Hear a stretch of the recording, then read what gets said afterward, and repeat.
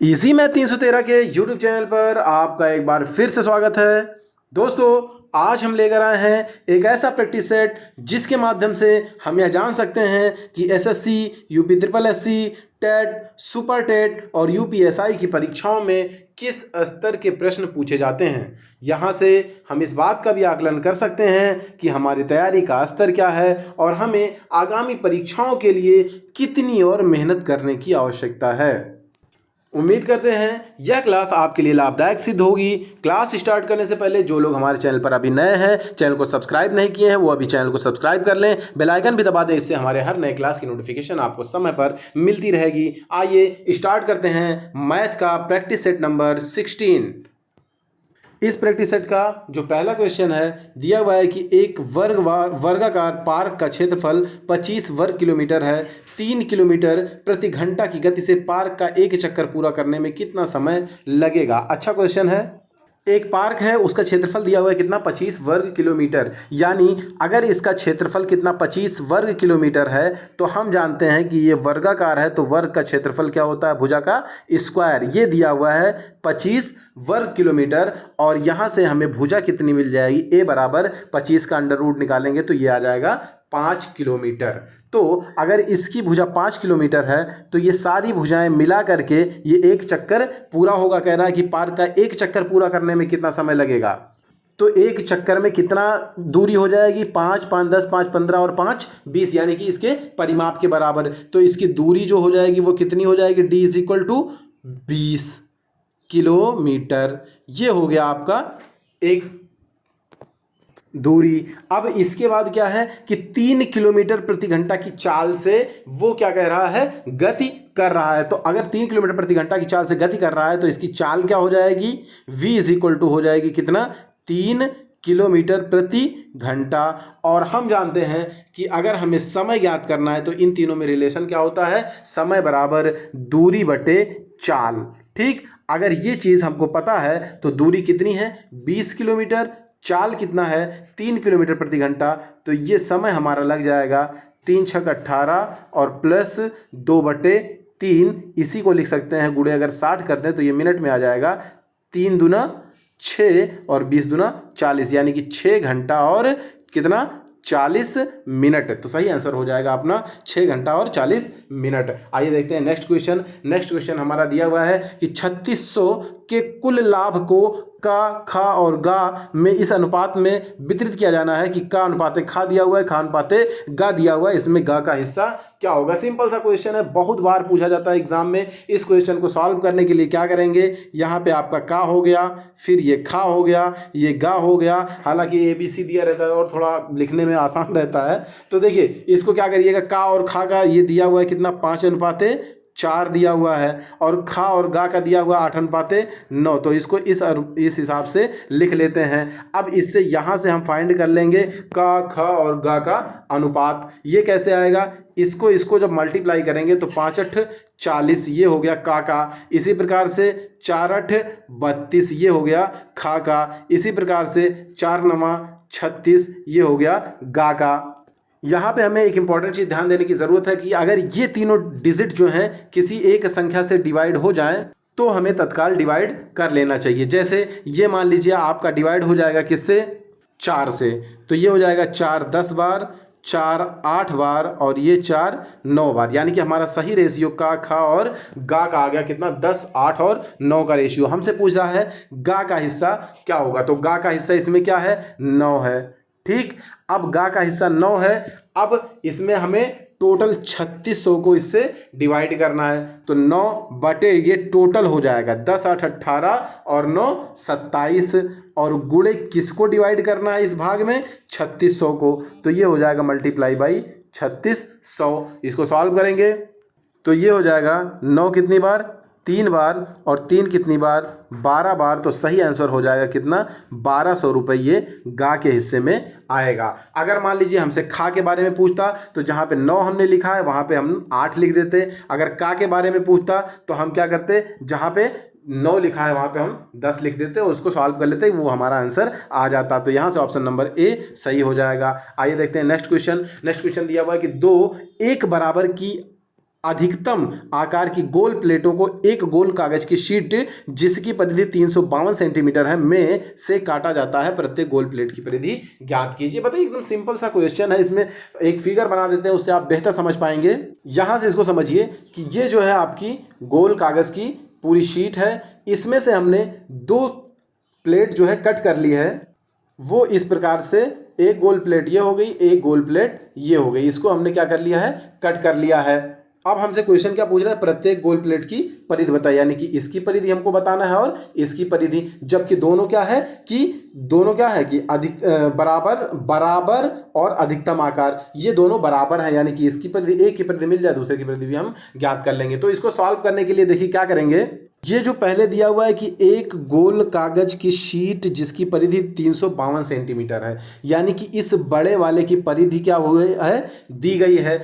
अब इस परिधि से हम क्या करेंगे, इस बड़े वाले का क्या ज्ञात कर लेंगे, त्रिज्या ज्ञात कर लेंगे। अगर इस बड़े वाले की त्रिज्या हम ज्ञात कर लेंगे तो ये छोटे वाले की एक व्यास बन जाएगी कि नहीं, और अगर इसकी व्यास बन जाएगी तो हम इसकी त्रिज्या उसकी आधी करके निकाल लेंगे, और फिर अगर त्रिज्या मिल गई और त्रिज्या से इसका क्या हमको परिधि ज्ञात हो जाएगा। तो सिंपली क्या करेंगे, पहला काम, बड़े वाले की परिधि दी हुई है, तो ये बड़े वाले की परिधि 2πr इज इक्वल टू कितनी दी हुई है, 352 सेंटीमीटर। अब यहाँ से 2 गुणे पाई की वैल्यू कितनी, 22/7 गुणे आर की वैल्यू ज्ञात करनी है, और ये हो गया हमारा 352। सॉल्व कर लेंगे इसको, तो ये हो जाएगा 11 2 बार, और 11 3 33, 11 दूना 22, और 2 दूना 4 8 32। आर की वैल्यू कितना हो गया, 7 यहाँ 8 यहाँ मिला के 56।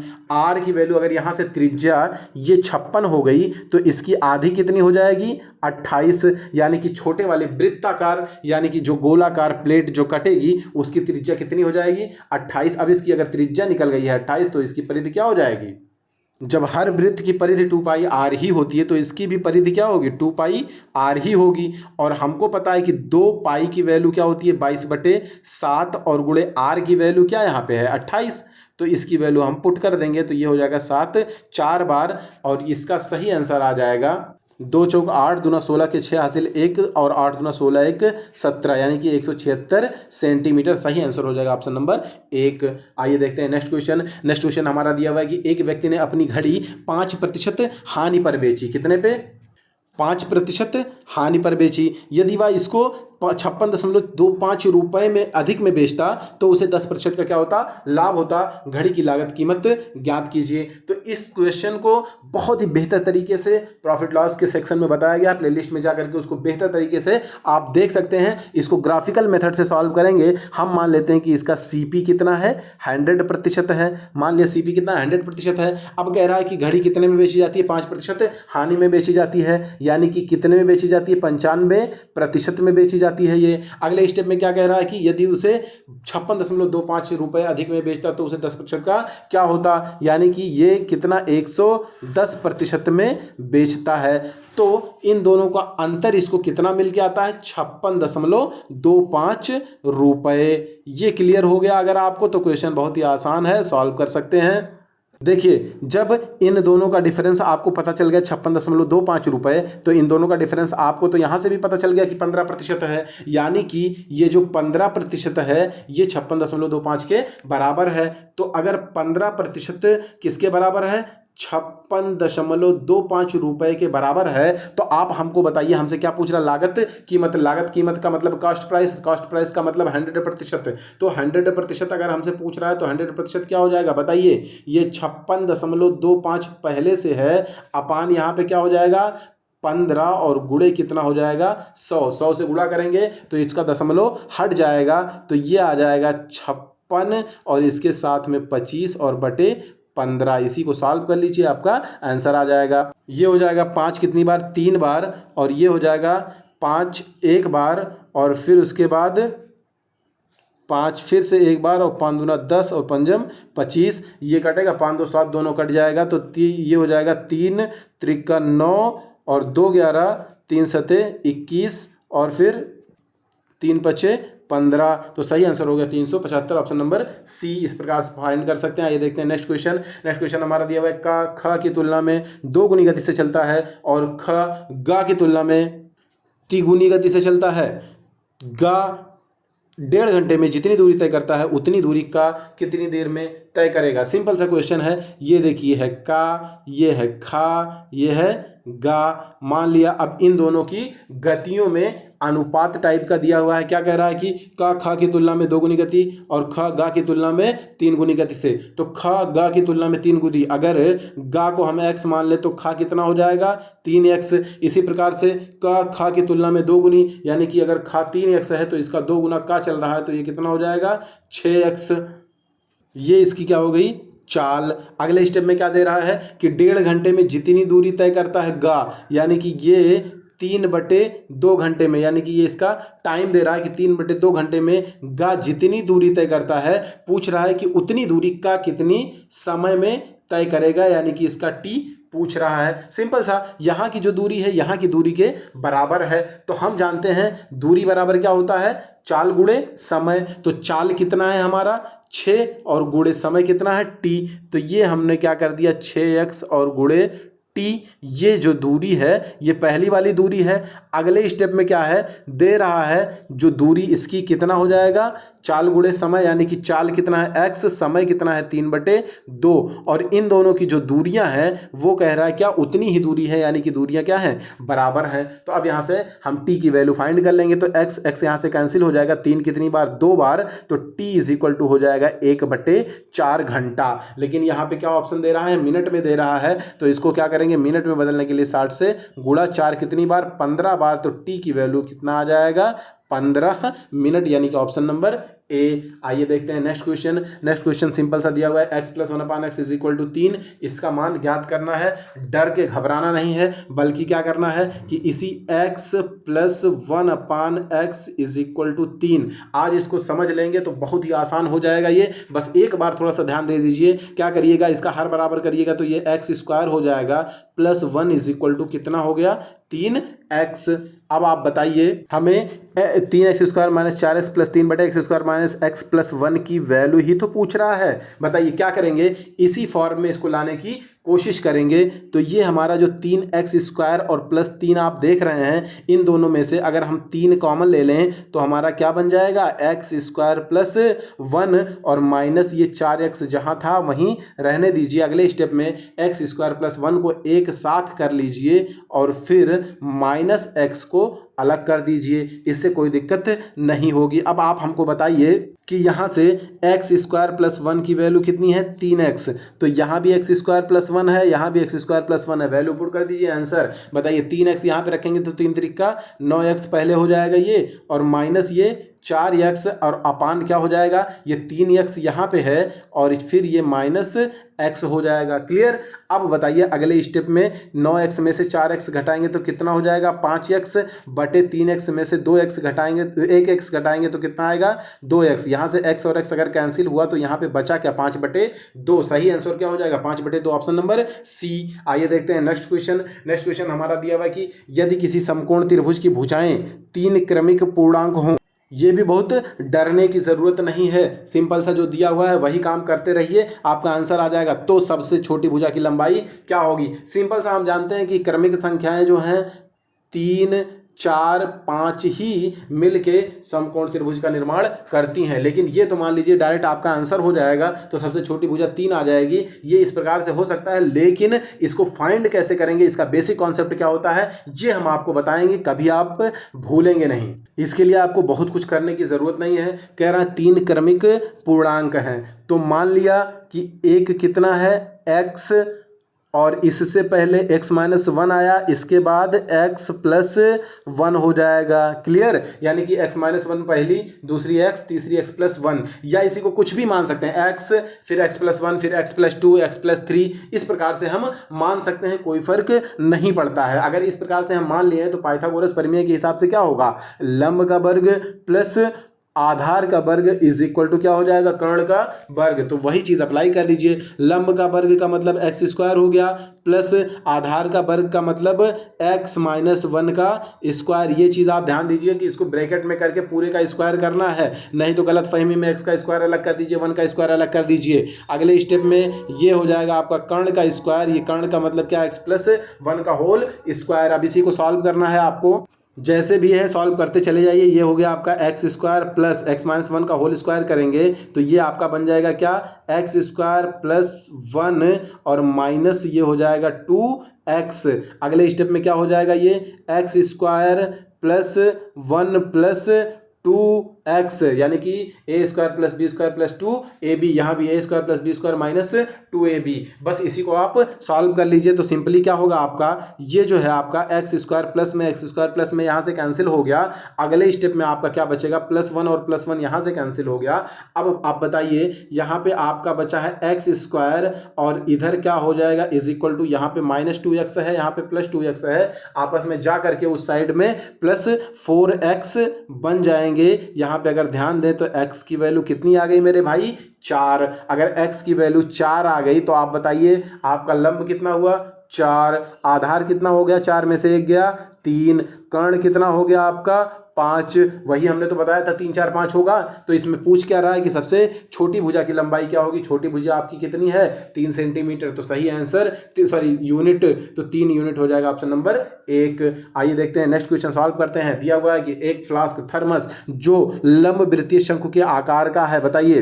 देखिए ये कह रहा है एक फ्लास्क क्या है, जो लंब वृत्तीय शंकु के आकार का है। तो ये हो गया आपका लंब वृत्तीय शंकु का आकार का एक फ्लास्क। और कह रहा है कि उसकी ऊंचाई कितनी है, 24 सेंटीमीटर, यानी कि इसकी ऊंचाई कितनी है 24 सेंटीमीटर। अगले स्टेप में कह रहा है कि पानी से ये भरा हुआ है, ठीक लिया, मान लिया भरा हुआ है, कि इस पानी को एक लंब वृत्तीय बेलनाकार फ्लास्क में उड़ेला जाता है। तो अब नया फ्लास्क हम ले आए किस कैसा, लंब वृत्तीय बेलनाकार का। कह रहा है जिसकी त्रिज्या वृत्तीय शंकु की त्रिज्या का 1/3 है। यानी कि अगर हम शंकु की त्रिज्या r मान ले तो ये हमारी कितनी हो जाएगी, r/3।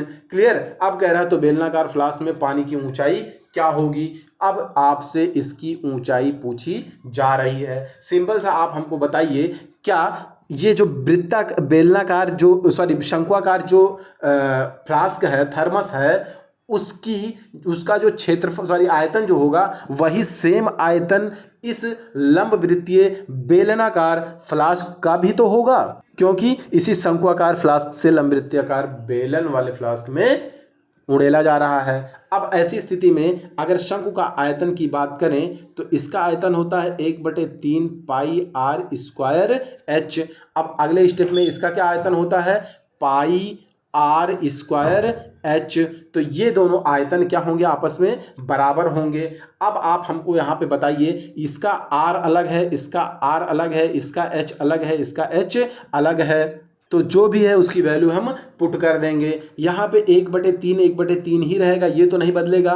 पाई पाई ही रहेगा, ये तो नहीं बदलेगा। r जो है यहाँ पे r है, यहाँ पे क्या है r/3 है। तो यहाँ पे अगर r है तो r स्क्वायर ही रहने देते हैं।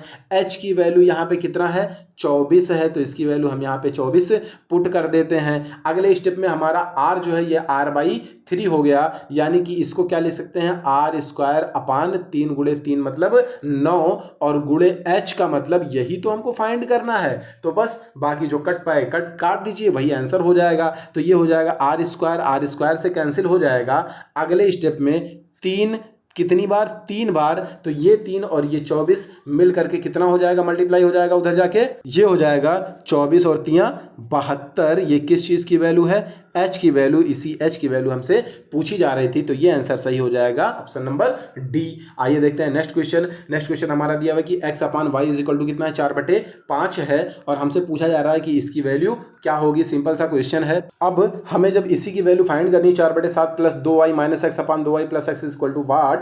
तो यहाँ पे x/y की वैल्यू दी हुई है, तो हम कुछ ऐसा करेंगे कि इसमें जहाँ पे y और x है वो x/y के फॉर्म में आ जाए। तो क्या होगा, इसको ये जो 4/7 है ये तो यही है, रहने दीजिए, इसको नहीं छेड़ रहे हैं। अगले स्टेप में y जो है इसको थोड़ा सा छेड़ते हैं, y कॉमन ले लेते हैं। तो यहाँ पे 2 बचेगा, कॉमन लेने का मतलब उसी से भाग, और माइनस x है, इसमें से जब y कॉमन ले लेंगे तो इसी से y से भाग हो जाएगा। अब ये हो गया। अगले स्टेप में अपान में यहाँ से भी कॉमन ले लेंगे, तो यहाँ भी y से जब भाग देंगे तो क्या बचेगा, 2 बचेगा, प्लस जब यहाँ पे y से भाग देंगे तो यहाँ पे क्या बचेगा, x/y। अब आप हमको बताइए कि ये जो 4/7 है इसको हम ऐसे ही रहने देते हैं, प्लस यहाँ से y और इस y से कट जाएगा कि नहीं, कट जाएगा। अब अगले स्टेप में क्या हो जाएगा, 2 माइनस x/y की का मतलब 4/5 यहाँ से दिया हुआ है, तो ये हो गया 4/5 अपान यही चीज़ यहाँ पे 2 प्लस 4/5 हो जाएगा। क्लियर। अब इसी को सॉल्व कर लीजिए, आपका आंसर हो जाएगा। तो ये हो जाएगा 4/7 पहले से है, रहने दीजिए, और प्लस क्या हो जाएगा, ये हो जाएगा 5 दूना 10 और -4 कितना हो जाएगा, 6/5। अगले स्टेप में ये हो जाएगा 5 दूना 10 और 4 14/5, और जब इसको मल्टीप्लाई में करेंगे तो 5/14। तो ये हो जाएगा 5 और 5 कैंसिल। अगले स्टेप में हमारा जो बचेगा वो बचेगा क्या, 4/7 और प्लस यहाँ बच रहा है ऊपर 6 नीचे 14। तो इसी को क्या लिख सकते हैं, 2 3 6 और 2 7 14, यानी कि 3/7 ये हो गया, 4/7 ये हो गया, 4 और 3 यहाँ पे जोड़ेंगे तो ये हो गया 7 और नीचे बटे 7, 7 7 कैंसिल हो जाएगा। ये आंसर आ जाएगा एक, ऑप्शन नंबर सी। इस प्रकार से नेक्स्ट क्वेश्चन देखते हैं। नेक्स्ट क्वेश्चन हमारा दिया हुआ है कि 210 रुपए की राशि कर्ज पर ली गई है। जबरदस्त क्वेश्चन है, कह रहा है कि 210 रुपए की राशि कर्ज पर ली गई है जिसकी अदायगी 2 बार किस्तों में की जाती है। यदि ब्याज की अदायगी प्रतिवर्ष या वार्षिक 10% चक्रवृद्धि दर पर की जाए तो ज्ञात कीजिए प्रत्येक किस्त कितनी राशि होगी। इस प्रकार के क्वेश्चन को सॉल्व करने के लिए क्या करिएगा, हमारा जो मूलधन है ये बराबर हो जाएगा आपका पहली किस्त बटे ये हो जाएगा क्या, 1 + r/100 पावर 1।